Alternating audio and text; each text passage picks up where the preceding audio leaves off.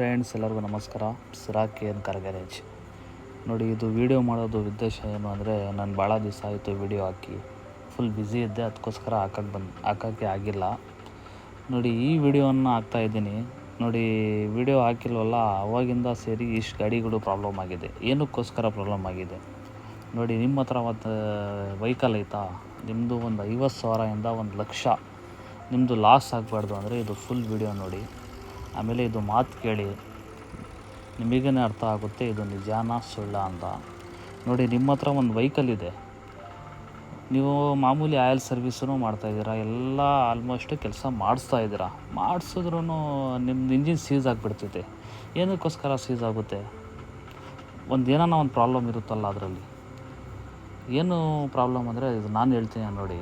ನಿಮ್ಮ ಗಾಡಿ 1,00,000 ಓಡಿತಾ, 1,00,000 ಕಿಲೋಮೀಟ್ರ್ ನಿಮ್ಮ ಗಾಡಿ ಓಡಿತೆ ಅಂದರೆ ನೋಡಿ, ಒಂದು ಫುಲ್ ಸರ್ವಿಸ್ ಅಂತ ನಮ್ಮ ಹತ್ರ ಒಂದು ಫುಲ್ ಸರ್ವಿಸ್ ಅಂತ ನಾವು ಮಾಡ್ತೀವಿ. ಅದರಲ್ಲಿ ಏನೇನಿರುತ್ತೆ ಅಂದರೆ ನೋಡಿ, ರೇಡಿಯೇಟ್ರ್ ಇರುತ್ತೆ.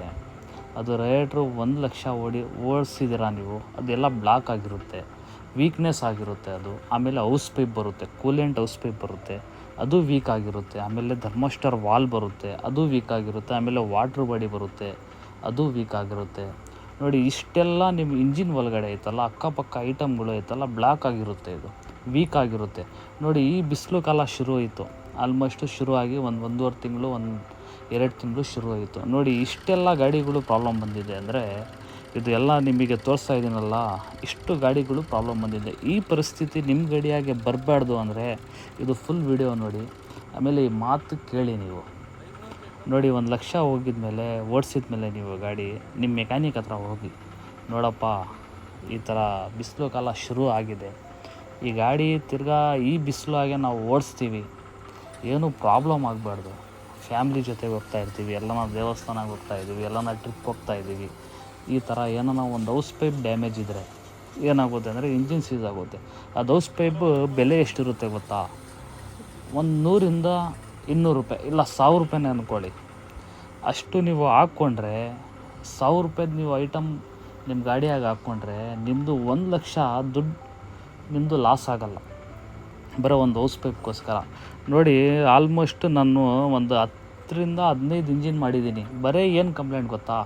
Hose pipe complaint, water body complaint, timing belt complaint, ಆಮೇಲೆ ಥರ್ಮೋಸ್ಟಾರ್ ವಾಲ್ ಕಂಪ್ಲೇಂಟ್, ರೇಡಿಯೇಟ್ರ್ ಬ್ಲಾಕ್ ಆಗಿದೆ, ಓವರ್ ಹೀಟ್ ಆಗಿ ಪ್ರಾಬ್ಲಮ್ ಆಗಿದೆ. ಇಷ್ಟೆಲ್ಲ ಪ್ರಾಬ್ಲಮ್ ಆಗಿದೆ. ಏನಕ್ಕೋಸ್ಕರ ಆಗೋದು ನೋಡಿ, ನೀವು ಗಾಡಿ ಇಕ್ಕೊಂಡಿದ್ದೀರಾ, ನೀವು ಅದಕ್ಕೆ ಮೇಂಟೈನ್ ಮಾಡಿಸ್ತಾ ಇಲ್ಲ. ಅದು ಮೇಂಟೆನೆನ್ಸ್ ಏನು ಅಂದರೆ, ಬರೀ ಆಯಿಲ್ ಚೇಂಜ್ ಮಾಡಿದರೆ ಮೇಂಟೆನೆನ್ಸ್ ಅಲ್ಲ. ಅದಕ್ಕೇನು ಮಾಡಬೇಕು ಅಂದರೆ ನೋಡಿ, ಫುಲ್ ಸರ್ವಿಸ್ ಮಾಡಿಸ್ಬೇಕು. ನೋಡಿ, 1,00,000 ನೀವು ಹೋಗಿದ ಮೇಲೆ ಅದು ಗಾಡಿನಲ್ಲಿ 70%, 100ನಲ್ಲಿ 70% ಐಟಮ್ಮು ಹೋಗಿರುತ್ತೆ. 1,00,000 ಆಗಿದ್ಮೇಲೆ 70% ಡೌನ್ ಆಗಿರುತ್ತೆ ಅದು. ನೋಡಿ, ಅದಕ್ಕೆ ಏನು ಮಾಡಬೇಕು ನಾವು, ಅದಕ್ಕೇನು ಮಾಡಿಸ್ಬೇಕು ನೋಡಿ. ಎಲ್ಲರೂ ನಿಮಗೆ ಹೇಳಲ್ಲ ಈ ಥರ ನೀವು ಕೆಲಸಗಳು ಮಾಡ್ಕೊಳ್ಳಿ ಅಂತ. ನಿಮ್ಮ ಮೆಕ್ಯಾನಿಕ್ ಹೇಳಿ ನೀವು ಮಾಡಿಸ್ರಿ, ಇಲ್ಲಾಂದರೆ ನಮ್ಮ ಗ್ಯಾರೇಜ್ ಥರ ತೊಗೊಂಡು ಬರ್ರಿ. ನೋಡಿ, ಈ ಥರ ಕೆಲಸವನ್ನು ನಾವು ಮಾಡಿಕೊಡ್ತೀವಿ. 2 ದಿನದಿಂದ 3 ದಿನ ಟೈಮ್ ಕೊಟ್ಟರೆ ನಮಗೆ ನಿಮ್ಮ ಗಾಡಿ ತಿರ್ಗಾ 50ರಿಂದ 1,00,000 ಏನೂ ಪ್ರಾಬ್ಲಮ್ ಆಗಬಾರ್ದು. ಏನಿದ್ರೂ ಸಣ್ಣರಲ್ಲಿ ದೊಡ್ಡ ಪ್ರಾಬ್ಲಮ್ ಆಗಬಾರ್ದು, ಆ ಥರ ನಾವು ಕೆಲಸವನ್ನು ಮಾಡಿಕೊಡ್ತೀವಿ. ಇಲ್ಲಾಂದರೆ ನೀವು ದೂರನಲ್ಲಿ ಇದ್ದೀರಾ, ಇದು ವೀಡಿಯೋನಲ್ಲಿ ನೀವು ಕೇಳಿಸ್ಕೊಳ್ಳಿ, ನಿಮ್ಮ ಮೆಕ್ಯಾನಿಕ್ಗೆ ಹೋಗಿ ಹೇಳಿ. ನೋಡಿ, ಹೌಸ್ ಪೈಪ್ ಕಿಟ್ ಹಾಕ್ಕೊಳ್ಳಿ, ಒಂದು house pipe kit, radiator service ಮಾಡಿಸ್ರಿ. ಇಷ್ಟೆಲ್ಲ ನಿಮ್ಮ ಗಾಡಿದು ಕೆಲಸವನ್ನು ಮಾಡಿಸ್ಕೊಂಡು ನಿಮ್ಮ ಗಾಡಿ ಸೇಫಾಗಿ ಇಟ್ಕೊಳ್ಳಿ. ಸುಮ್ಮನೆ 50,000 1,00,000 ಖರ್ಚು ಮಾಡೋದು ಬದಲು 5,000 10,000 ನಿಮ್ಮ ಗಾಡಿಯಾಗೆ ಖರ್ಚು ಮಾಡಿಕೊಂಡು ಅದೇ ದುಡ್ಡಿಗೆ ನಿಮ್ಮ ಗಾಡಿ ಸೇಫಾಗಿರುತ್ತೆ. ಸೇಫಾಗಿ ಕೆಲಸಗಳು ಮಾಡಿಸ್ಕೊಳ್ಳಿ.